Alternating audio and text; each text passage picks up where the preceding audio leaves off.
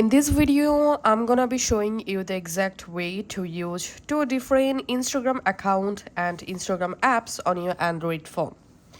So first of all, go to your Play Store and install the official Instagram app.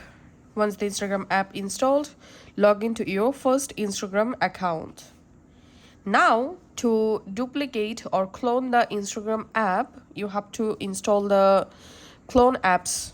So just go to your Play Store and search for clone app and install this clone app on your phone.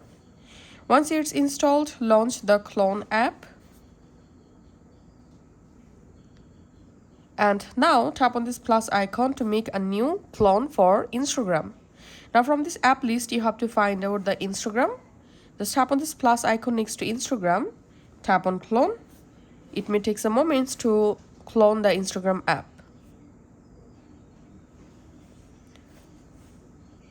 Once done, it's time to add our second Instagram app to our home screen. So just long press on Instagram and tap on desktop shortcut.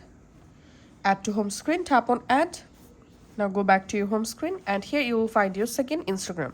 So this is my first Instagram with my first account and this is the second Instagram app. Now you can use your different Instagram account in this second app.